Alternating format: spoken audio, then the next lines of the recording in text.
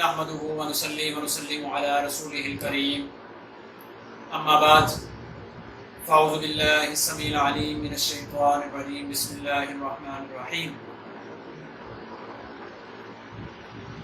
وإذا قيل لهم آمنوا كما آمن الناس قالوا أنؤمن كما آمن السفهاء ألا إنهم هم السفهاء ولكن لا يعلمون۔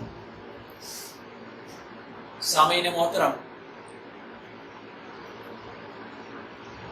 دفاع صحابہ ہر مومن اور ہر مسلمان کی ذمہ داری ہے۔ صحابہ اکرام رضی اللہ تعالیٰ عنہم اجمعین وہ ہستیاں ہیں کہ جنہوں نے ہم تک دین کو پہنچایا، اپنی جانوں کا نذرانہ پیش کیا، اپنے بیوی بچوں کی قربانی دی، اپنے مال کی قربانی دی۔ ان تمام تر قربانیوں کے بعد صحابہ کرام رضی اللہ تعالیٰ عنہم اجمعین نے ہم تک اس دین کو پہنچایا ہے۔ اور آج اگر کوئی کھڑا ہو کر کسی مجلس کے اندر صحابہ کے بارے میں نازیبا گفتگو کرے، صحابہ کے لیے تبرہ بازی کرے، ان کی گستاخی کرے، تو ہمارا مسلم ہونے کے ناطے سے یہ فرض بنتا ہے کہ ہم صحابہ کرام کے دفاع میں اس شخص کے سامنے ہیں۔ اور صحابہ کا دفاع اللہ نے رب العالمین نے قرآن پاک کے اندر کیا، رسول اللہ صلی اللہ علیہ وسلم نے صحابہ کا دفاع کیا۔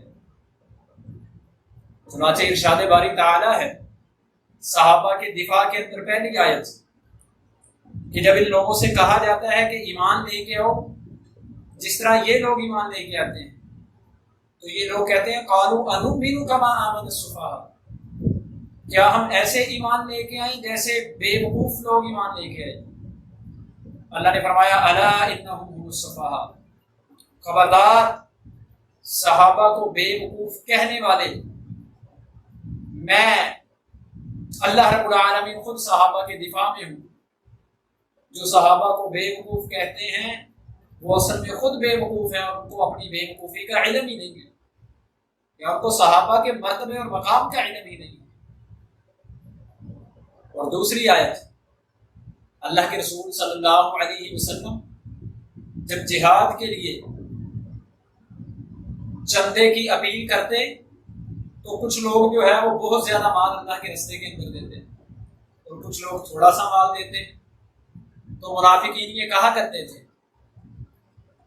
کہ اللہ رب العالمین کو تمہارے مال کی ضرورت نہیں ہے، وہ غنی ہے، اور جو تھوڑا مال دیتا اس کے بارے میں کہتے کہ اتنے سے مال کی اللہ کو کیا ضرورت ہے۔ اللہ رب العالمین نے پھر قرآن کی یہ آیت نازل کی الذین یلمزون المتطوعین من المؤمنین فی الصدقات والذین لا یجدون الا جہدہم فسخروا منہم۔ اللہ رب العالمین نے فرمایا وہ لوگ جو مومنوں کو جو اللہ کے رستے کے اندر اپنی استطاعت کے مطابق خوش دلی سے دل کھول کر جو ہے وہ خرچ کرتے ہیں، اور وہ لوگ جو اپنی استطاعت اور طاقت کے مطابق تھوڑا سا خرچ کرتے ہیں، جو ان لوگوں کو طعنے دیتے ہیں، ان لوگوں کو جو ہے وہ نیچا دکھانے کی کوشش کرتے ہیں، فَيَسْخَرُونَ مِنْهُمْ، وہ ان سے مذاق کرتے ہیں۔ اللہ فرماتے ہیں سخر اللہ منہم، اللہ رب العالمین جو ہے وہ ان سے مذاق کر رہا ہے۔ وَلَهُمْ عَذَابٌ عَلِيمٌ، اور اللہ نے ان کے لیے دردناک عذاب دے رکھے۔ تو صحابہ کو طعنے دینے والا، صحابہ کا مذاق اڑانے والا، اللہ رب العالمین جو ہے اس کے خلاف اعلان جنگ کر رہے ہیں۔ فرمایا اللہ ان کا مذاق اڑائے گا، اور کل قیامت کے دن جو ہے وہ ان کو دردناک عذاب کے اندر مبتلا کر دے گا۔ سامعین محترم، رسول اللہ صلی اللہ علیہ وسلم نے صحابہ کا دفاع کیا ہے۔ اللہ کے رسول صلی اللہ علیہ وسلم نے فرمایا کہ جب تم دیکھو میرے کسی صحابی کے بارے میں تمہارے سامنے کوئی بات آتی ہے تو خاموش رہو۔ مطلب کیا ہے کہ کسی صحابی کے بارے میں کوئی کسی قسم کی بات نہ کرو، بلکہ خاموشی اختیار کرو۔ تم میں سے ہر شخص وہ کوئی بھی مرتبہ یا مقام رکھتا ہو اس کو صحابی کے بارے میں کسی قسم کی گفتگو کرنے کی اجازت نہیں ہے جو صحابی کی شان صحابی کے مقام کے خلاف ہو، جس کے اندر اس کی بے ادبی اور گستاخی کا پہلو آتا ہے۔ خود اللہ کے رسول صلی اللہ علیہ وآلہ وسلم نے یہ فرما دیا کہ لا تسبوا اصحابی، میرے صحابہ کو گالی نہیں دینی۔ تم میں سے اگر کوئی شخص بہت پہاڑ کے برابر اللہ کے رستے میں سونا تقسیم کرے اور میرا صحابی ایک مٹھ اللہ کے رستے کے اندر یا آدھی مٹھی اللہ کے رستے کے اندر تقسیم کرے، تمہارا سونا بہت پہاڑ کے برابر بھی میرے صحابی کی مٹھی کا مقابلہ نہیں کر سکتا۔ اور پھر آپ علیہ السلام نے فرمایا کہ من سبا صحابی فعلیہ لعنۃ اللہ والملائکۃ والناس اجمعین، سلسلہ صحیحہ کے اندر حدیث موجود ہے کہ جس نے میرے صحابی کو گالی دی اس کے اوپر اللہ کی لعنت، فرشتوں کی لعنت اور تمام لوگوں کی لعنت ہے۔ اور جن لوگوں نے صحابہ کرام رضی اللہ تعالیٰ عنہ اجمعین کے اوپر جرح اور طعن و تشبیہ تبرہ بازی کرنے کی کوشش کی، اللہ نے ان کو دنیا کے اندر جو ہے وہ عبرت کا نشان بنایا ہے۔ صحابہ کے بارے میں جرح و تعدیل نہیں کرنی چاہیے، صحابہ کے بارے میں جو ہے وہ اپنی زبانوں کو بند رکھنا چاہیے۔ ابن حجر الاسقلانی رحمہ اللہ فرماتے ہیں کہ جو شخص صحابہ کے بارے میں نازیبا گفتگو کرتا ہے، ان کو گالی دینے کی کوشش کرتا ہے، فرمایا وہ زندیق ہے، کیونکہ صحابہ تو اسلام کا قلعہ ہے، اسلام کو لے کے آنے والے ہیں، اس اسلام کو دنیا میں پھیلانے والے ہیں۔ لہٰذا جو شخص ان کے بارے میں بکواس کرتا ہے گویا کہ وہ اسلام کو گرانے کی کوشش کر رہا ہے، اور اس سے بڑا کافر اور زندیق کون ہو سکتا ہے؟ لہٰذا صحابہ کرام رضی اللہ تعالیٰ عنہ اجمعین کے بارے میں تبرہ بازی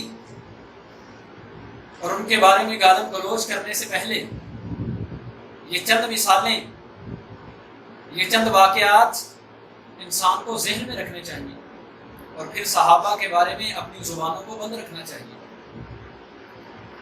پہلا واقعہ صحیح مسلم کے اندر موجود ہے۔ اہل کوفہ نے حضرت سعد بن ابی وقاص رضی اللہ تعالی عنہ کے بارے میں حضرت عمر سے شکایت کی، جن کو حضرت عمر نے جو ہے وہ گورنر بنایا تھا کوفہ کا، کہ یہ ہمیں سنت کے مطابق جو ہے وہ نماز نہیں پڑھاتے۔ آپ رضی اللہ تعالیٰ عنہ نے حضرت سعد کو بلایا اور فرمایا تیرے بارے میں یہ شکایت ہے۔ فرمایا میں نے تو ان کو جو ہے وہ سنت کے مطابق ہے نماز پڑھائی ہے۔ حضرت عمر فرمانے لگے مجھے تم سے یہی امید تھی۔ پھر آپ نے چند لوگوں کو جو ہے وہ بھیجا حضرت سعد کے ساتھ، اور ان لوگوں نے مسجد میں جا کر ہر مسجد میں جا کر حضرت سعد کے بارے میں جو ہے وہ رائے دی۔ ہر بندے نے جو ہے وہ حضرت سعد کی تعریف کی، سوائے ایک مسجد جس کو بنی عبس کی مسجد کہا جاتا ہے۔ وہاں پہ ایک بندہ تھا جس کو قتادہ کہا جاتا ہے، ابو سعدہ جو ہے وہ اس کی کنیت تھی۔ وہ کھڑا ہو گیا، اس نے کہا اگر تم پوچھتے ہی ہو تو انصاف کی بات یہ ہے کہ سنو، حضرت سعد جو ہے وہ خود جہاد کے لیے جو ہے وہ نہیں نکلتے، ہمیں جو ہے وہ جہاد کے لیے تیار کرتے ہیں۔ تو حضرت سعد نے اس کی یہ بات سنی اور اس کو کہا کہ اگر تو جھوٹا ہے تو میں اس کے بدلے کے اندر 3 باتیں جو ہیں وہ تیرے لیے 3 بددعائیں کرتا ہوں۔ تیری عمر جو ہے وہ لمبی ہو جائے، تو فتنوں کے اندر جو ہے وہ مبتلا ہو جائے، تیرے اوپر جو ہے وہ اللہ کی پکڑ آ جائے۔ اور پھر جو ہے وہ اہل کوفہ نے دیکھا کہ وہ شخص بوڑھا ہو گیا، اس کی بھویں اس کی آنکھوں کے اوپر جو ہے وہ لٹک چکی تھی،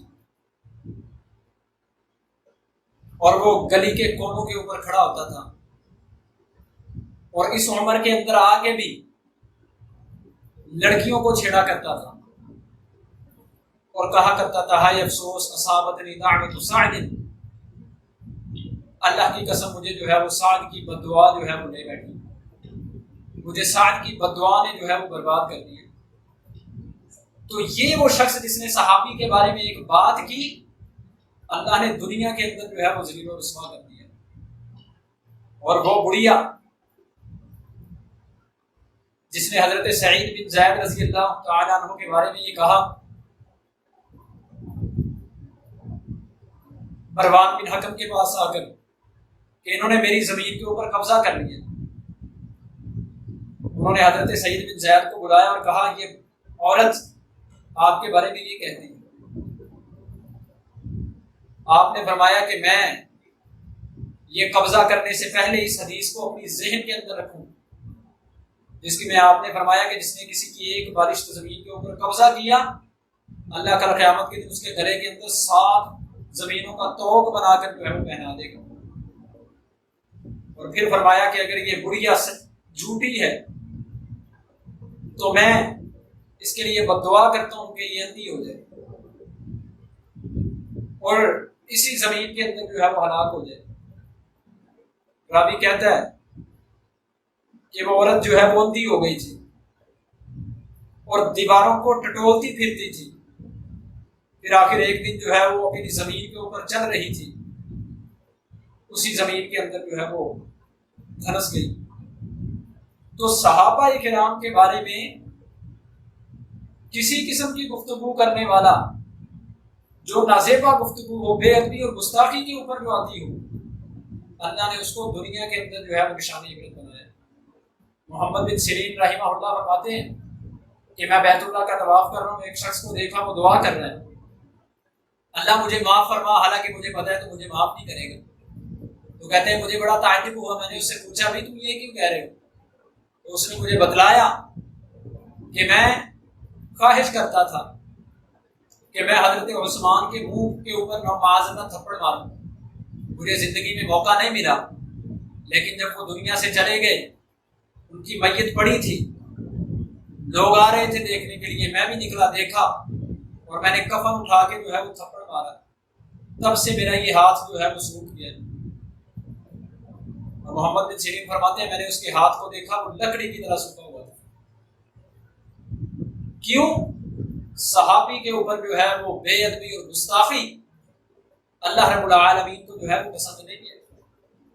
لہذا صحابہ کرام رضی اللہ تعالیٰ عنہم اجمعین کے بارے میں تبرہ بازی، کسی قسم کی نازیبا گفتگو سے انسان کو پرہیز کرنا چاہیے، وگرنہ اللہ رب العالمین کی پکڑ جو ہے وہ کسی بھی وقت جو ہے وہ آ سکتی ہے۔ یہ چند مثالیں تھی صحابہ کرام رضی اللہ تعالیٰ عنہم اجمعین کے شان کے اندر گستاخی کرنے والوں کے عبرتناک انجام کی۔ لہذا دعا کرنی چاہیے کہ اللہ ہمارے دلوں میں صحابہ کی محبت کو پیدا فرما اور ہمیں صحابہ کا دفاع کرنے والا بنا اور اسی محبت کو ہماری نجات کا ذریعہ بنا۔ جزاکم اللہ خیر، احسن الجزاء۔ اقول قولی ھذا استغفر اللہ لي ولکم ولسائر المسلمین وما علی الا